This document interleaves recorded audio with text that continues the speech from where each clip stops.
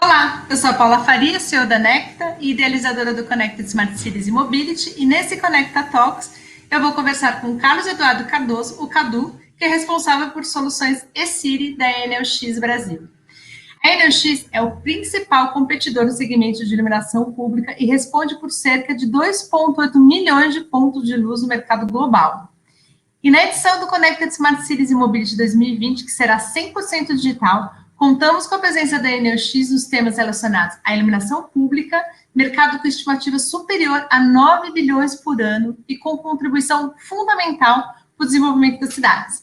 Um dos destaques dessa edição são as iniciativas pré-evento, com especial participação da Enel X, onde traremos uma série online com 5 blocos e que serão realizados entre 4 de agosto e 1 de setembro. A pauta conta ainda com uma agenda estratégica durante o evento, que acontece entre 8 e 10 de setembro, e irá reunir governos, empresas, entidades e especialistas nacionais e internacionais. Bem-vindo, Cadu. Tudo bem? Obrigada por aceitar o convite. Paula, obrigada. Eu que agradeço aí o convite. Mais um ano, mais uma parceria, agora nessa nova modalidade aí, né, que já vira o grande clichê, o novo normal, mas a ideia é a gente continuar aí contribuindo cada vez mais aí na parceria com vocês e com o mercado aí de uma maneira geral e mostrando o quanto a gente pode agregar para os municípios e para os parceiros aí nesse mercado super, super, hiper competitivo, vamos dizer assim. Competitivo, com certeza. E no próximo 4 de agosto, a novidade é essa, às 10 horas a gente vai lançar a série especial Investimentos no Setor de Iluminação Pública, que é uma parceria com a Enel X, a Portugal Ribeiro Advogados e o Connected Smart Cities. E essa iniciativa, né, Cadu, conta com a participação de vários especialistas do setor público e do privado. Nesse sentido, a gente pode destacar quais são os desafios que ainda impedem o pleno potencial do mercado de parcerias público-privadas, as famosas PPPs de iluminação pública. Como que a gente consegue concretizar e ajudar o desenvolvimento de modelagens mais eficientes para esse tipo de PPPs? E por que a Enel X, Cadu, quer discutir melhores projetos? Esse daí é sempre a pergunta quase que do milhão, né? Ou dos bilhões, como você bem colocou aí, né? Hoje, até para compartilhar um pouco, dar um overview, a grande pressão, vamos dizer assim, da Enel X de entrar nesse mercado é dos grandes grupos multinacionais que têm experiência mundial em iluminação. Então, como você disse, a gente tem mais de 2 milhões e 800 milhões de pontos em iluminação e saindo do tradicional, não é só a modernização em LEDs, não é só a operação e manutenção, mas como a gente pode trazer vários outros tipos de serviços, agregar e trazer isso para os contratos que existem no mundo. Quando a gente olha Brasil, a gente tem um outro desafio, que não seria esse ainda. A gente tem o principal desafio, que é, como a gente olha uma estatística hoje, no mundo de iluminação pública, com legislações sólidas, com o mercado tradicional, com mais de 21 milhões de pontos de iluminação dentro do Brasil, e você dá um zoom na estrutura mais sólida de conseguir investir nesse mercado de iluminação, que é através das PPPs, você tem uma estatística muito pequena. Você tem um número de contratos hoje que giram na ordem de grandeza de 30 contratos ali, sendo que alguns deles não são, vamos dizer, ao pé da letra uma PPP, e vai ser legal que nessa série a gente vai poder discutir e fazer algumas provocações com alguns convidados aí. Vou guardar 7 chaves ainda para a gente não divulgar, mas vai ser bem interessante as provocações, para que a gente consiga trazer projetos melhores estruturados. Então, a gente tem um movimento muito legal, a gente tem aí várias instituições de classe, aí, vários stakeholders, como a BDI, BNDES, Caixa, que têm trazido aí uma receita de bolo para estruturar projetos e, mais do que isso, fazendo com que esses projetos saiam. E é interessante que alguns municípios vêm adaptando, e seja o município sozinho, ou ele com o suporte de uma consultoria, um exemplo, por exemplo, a Hauer, ela acaba utilizando, às vezes, um pouco do conhecimento e dos projetos em que eles estruturaram junto com o BNDES e trazem a sua própria modelagem, tem seus próprios projetos. E a gente, entrando como um player, a Enel X, tem a ideia de também trazer essas provocações e trazer uma pegada também de contribuir para a estruturação de projetos, caso seja necessário, né? Então, isso é um pouquinho do caminho que a gente imagina que vai seguir para esse mercado, e para agora, esse segundo semestre, né, que a gente já está no segundo semestre, é impressionante como o ano passou, né? Passou rápido, né? E para esse semestre agora e para o início de 2021, principalmente, a ideia é a gente dar suporte a vários municípios, a dar suporte às várias entidades de classe, como, por exemplo, a gente teve uma reunião muito boa com o BDMG, que está trabalhando uma iniciativa de estruturar projetos para o estado de Minas Gerais, porque até um pouquinho de como você estrutura projetos para grandes municípios, você tem uma forma, mas como você estrutura para municípios menores ou para municípios de médio porte? Então, vamos dizer, a estrutura é a mesma, as garantias, a modelagem técnica, com um padrão de qualidade, mas só que você tem algumas variáveis adicionais e complexidades maiores quando você fala de outros tipos de municípios. E a ideia desse nosso bate-papo aí, que vai ser, eu considero um grande bate-papo dividido em 5 fases, né?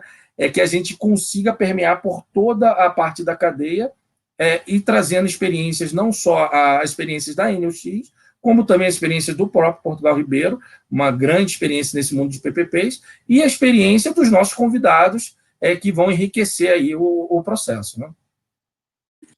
Com certeza, você trouxe pontos bem importantes aí, que todo ambiente complexo, ele realmente precisa dessa gestão de conhecimento para a gente conseguir amadurecer e conseguir estruturar melhor os projetos, né? Então, acho que o caminho que a gente está trilhando é esse, e essa discussão realmente traz essa provocação e tem claramente essa intenção. E aí, quando a gente fala de PPPs como plataforma para cidades inteligentes, você já estava dizendo a dificuldade dos PPPs na essência, né? E quando a gente ainda traz aí para plataformas para cidades inteligentes, que é um dos temas da série, quais são os benefícios e serviços que um projeto bem estruturado pode gerar para os municípios e quais são os desafios dessa estruturação, que a gente sabe que são muitas, e um dos objetivos dessa nossa série, né, Cadu, é realmente conseguir trilhar esse caminho de PPP de iluminação pública que, de fato, estrutura em cidades inteligentes. Então, conta para a gente o que a NUX está fazendo nesse sentido. Então, já até trazendo, realmente o desafio é gigante, né? Primeiro passo é a gente ter estruturações sólidas no modelo de PPPs em iluminação. Então, isso a gente vai continuar com toda essa, vamos dizer, o grande trabalho que a gente abriu junto ao mercado, aí, grandes parcerias que a gente tem feito para que esses projetos eles saiam do papel, ganhem credibilidade, né? Que a gente tem vários projetos aí, se olha a estatística, principalmente aí no radar de projetos, a gente consegue identificar vários projetos que eles morrem, eles não seguem adiante, né? Então, o primeiro passo é a base da cadeia hoje de um projeto de PPP de cidades inteligentes, ela acaba sendo construída em você ter eficiência de custo, ter sustentabilidade, ter a modernização, vamos dizer, se transformando em LEDs e reduzindo o consumo de energia e conseguindo abrir um pouco mais de espaço para que o município possa pensar em outros problemas para o cidadão.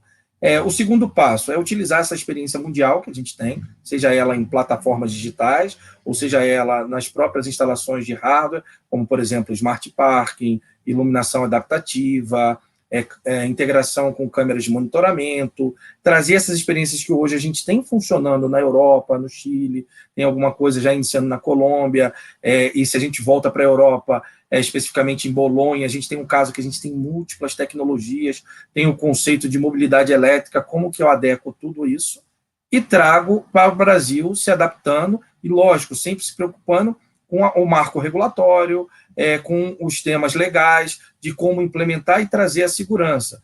E parte dessas receitas, que seria a terceira fase, ou parte desse negócio, que em nossa visão, a gente acredita que isso vai ser de médio e longo prazo, ainda não é o momento, novamente, o momento é da gente consolidar o mercado de iluminação, né?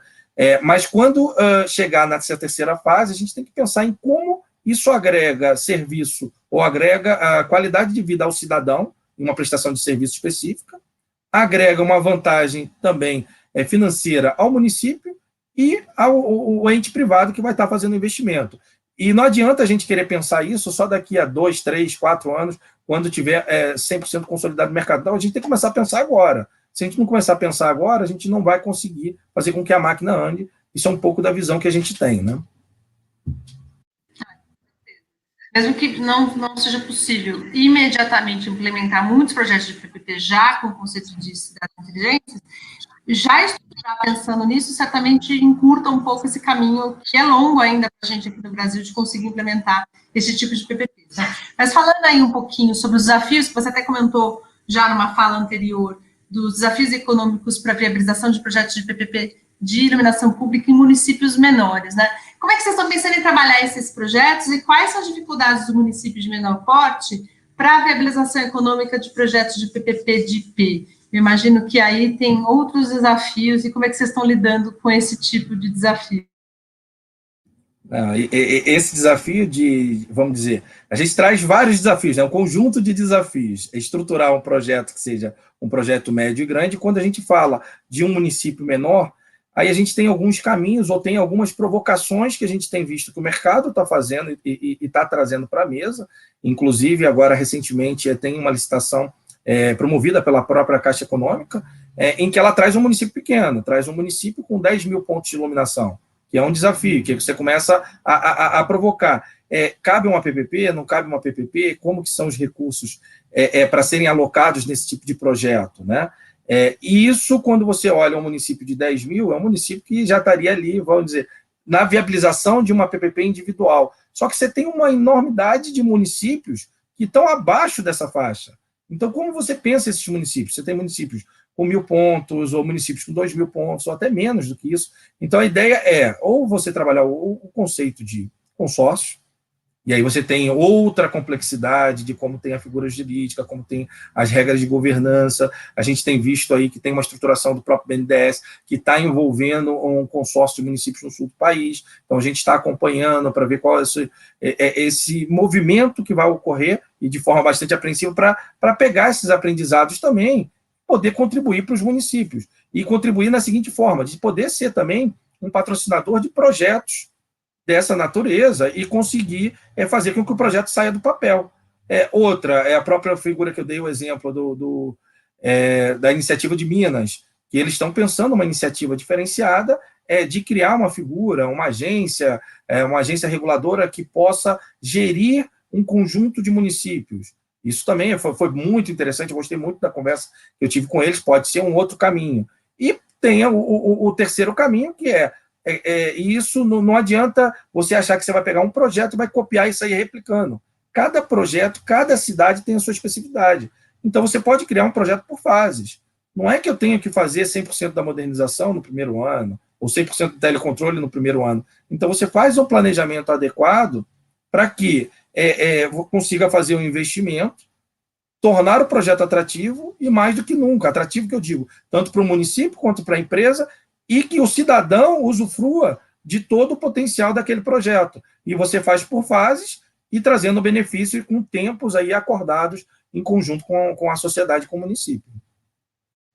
É interessante você falar isso porque fica claro que vários projetos que se desenvolvem nos municípios, que são desenvolvidos no município, então são produtos de prateleira e isso se aplica à iluminação pública também. Ou seja, não vai dar para pegar uma solução aqui na prateleira e conseguir aplicar em diferentes projetos, quando na verdade a gente tem que analisar a cidade, a necessidade, as características, independente do tamanho do município, e desenhar o melhor projeto para aquela necessidade. Então, acho que esse realmente é um caminho que os municípios precisam desenvolver para qualquer tipo de projeto e se aplica claramente para a iluminação pública também. E agora, tratando um pouco do desafio de estruturação de projetos, quais são as dificuldades da administração pública para a estruturação? Essa é uma discussão que a gente vem já trazendo para a mesa há alguns anos e a gente entende que ainda tem um caminho a percorrer. E como é que vocês vêm trabalhando esse tema, Cadu? Essa dificuldade da administração pública para estruturar bons projetos, que vale a pena investir, que vocês digam, realmente eu quero participar desses projetos de PPPs.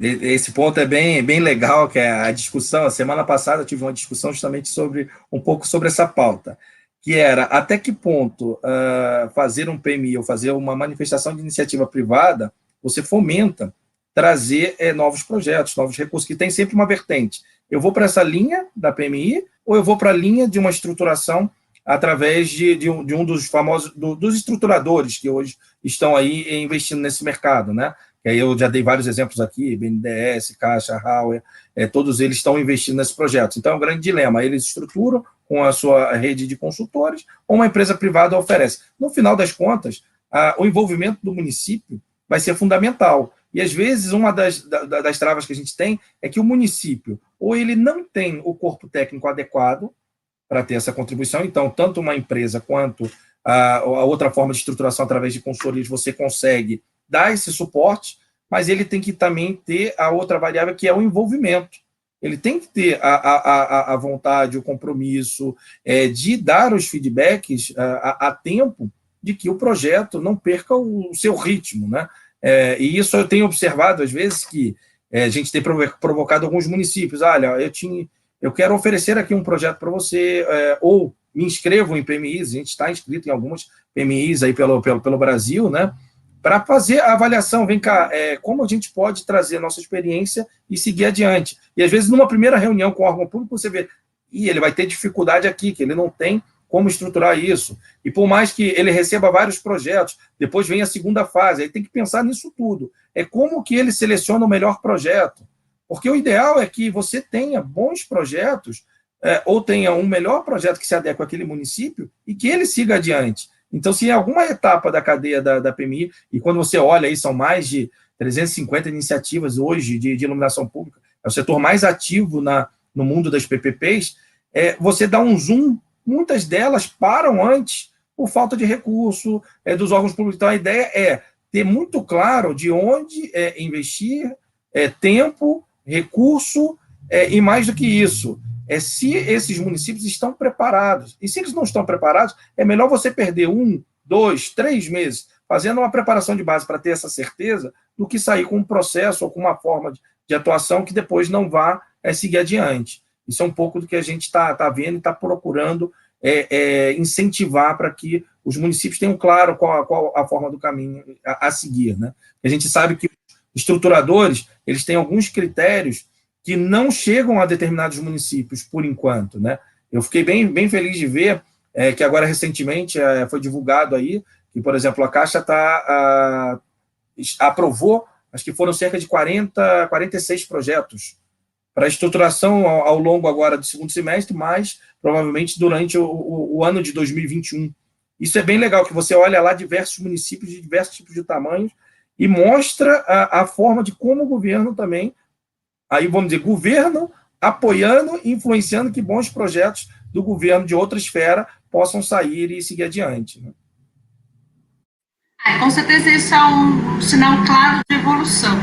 A gente vem acompanhando esses projetos e para a gente é bom saber que começa a se desenhar aí bons projetos que tenham uma estruturação um pouco melhor ao invés de quantidade, né? Você está falando aí que você olha ali para PPPs, as oportunidades de iluminação pública é o que a gente tem mais, mas não adianta se a gente tem poucos projetos de qualidade. Então, nesse momento, a gente precisa, talvez, de menos projetos, mas que seja possível de investir. No bloco 5, Cadu, a gente vai abordar o aperfeiçoamento dos editais e contratos de PPP. A gente já falou bastante de estruturação, viabilidade econômica, e o aperfeiçoamento dos editais e contratos completam aí, completa os 5 temas da nossa discussão, e eu acho que são importantes também para a gente conseguir realmente fechar esse ciclo de entrega de projetos de PPPs mais bem estruturados. E o que você considera mais importante quando a gente fala desse ponto específico, do aperfeiçoamento dos editais e contratos? Hoje, quando a gente olha essa parte do aperfeiçoamento dos contratos, aí, principalmente, o que a gente pode observar aqui? Na minha opinião, a gente vê uma evolução da nova gestão de projetos, vamos dizer assim. Se a gente considera aí, a gente volta a 1 ano, tá? Os primeiros projetos que foram estruturados lá pelo BNDES, então você tem lá bons projetos que vieram na linha lá, Teresina, Porto Alegre, agora Vila Velha. Você vê uma evolução na parte jurídica, na parte de garantias, isso traz uma solidez. Aí você vê o aprimoramento, projetos com 20 anos, que você já espera um nível de rentabilidade, um nível de atratividade, e até um nível de conhecimento, porque você tem ali 2 ciclos de modernização, aí você tem um conjunto de desafios, aí você vê outras provocações, aí você vê novos projetos sendo estruturados aí pela Caixa, que trazem cerca de 13 anos. Como vão ser esses projetos com 13 anos? Se você olha a estatística do mercado, não existem muitos projetos que sejam inferiores a 20 anos. Existem muito poucos que foram adiante com isso. E não adianta você querer interpretar que eles são iguais, que não são iguais. Você tem complexidades diferentes. E mais do que isso, o desafio ele não entra simplesmente na parte legal, garantia, ele tem que entrar também na parte técnica. E quando eu falo de entrar na parte técnica, tem que ter mecanismos de garantir que o produto que vai ser adequado são produtos de qualidade. Então, um ponto bem legal que a gente viu num desses modelos é que, se você considera 13 anos de contrato, até o ano 10, 11 ali, você considera um nível mínimo de remuneração para o seu investimento, só que para os últimos anos de contrato, ele vai te exigir que a sua contraprestação passe a estar 100% correlacionada ao que você vai entregar. Então, isso vai começar a melhorar mais ainda os projetos, a tirar aquele tipo de empresa que quer ousar com produtos de péssimas qualidades. Além de que o próprio mecanismo das PPPs e das penalizações, eles já demonstram isso, né, que as penalizações são muito duras quando você não entrega um produto com qualidade. E essa é uma grande preocupação que a gente tem. Então, cada vez mais os projetos têm que ser aperfeiçoados, tem que ter as garantias sólidas, tem que ter os mecanismos jurídicos, tem que ter as penalizações adequadas, porque você tem que trazer isso para um patamar de projeto superior ao que existe hoje no mercado. E quando você tem alguns exemplos desses, aí é legal que você vê outras empresas adequando, ou outros municípios adequando os projetos, usando um pouco melhor de cada um deles. Então, aí você começa a ver a nova geração, que a gente fala, a nova geração dos projetos de PPPs. E cada vez eles têm melhorado. Muito bom, esse olhar apreciativo para o processo de desenvolvimento, porque é assim que a gente consegue crescer e desenvolver. Bom, de maneira geral, Cadu, para a gente aqui finalizar a nossa conversa, qual a importância para vocês no debate e envolvimento com esses diversos atores, né? Que dos ativos do Connected Smart Cities e que a gente realmente bota bastante energia para conectar esses diversos atores do setor público, privado, acadêmico, institucional, associações, para discutir essa complexidade que é desenvolver projetos nas cidades. E como é que vocês veem isso? Vocês participam conosco? Então, como é que vocês veem esse ativo? Como é que vocês trabalham com esses diversos atores no âmbito aí do Connected Smart Cities e do trabalho de vocês? Qual que é a importância disso para a gente conseguir estruturar melhores projetos? Então, foi até legal esse bate-papo, essa pergunta, porque a gente estava falando até um pouco antes, né?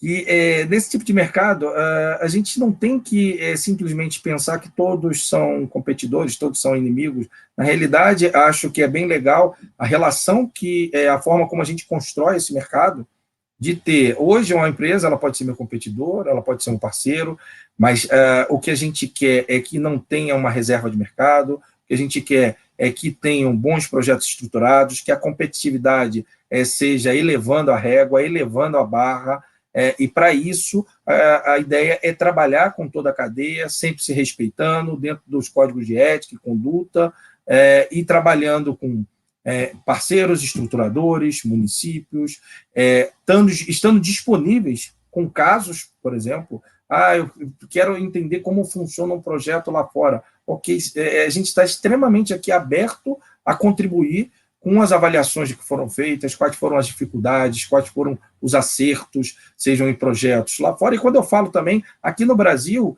o grupo também tem muita experiência também, de uma maneira geral. Então, a gente tem, e se colocar essa jornada de avaliar a iluminação, a gente está quase que há 2 anos olhando esse mercado para continuar a cada vez mais incentivar e fazer com que o mercado cresça.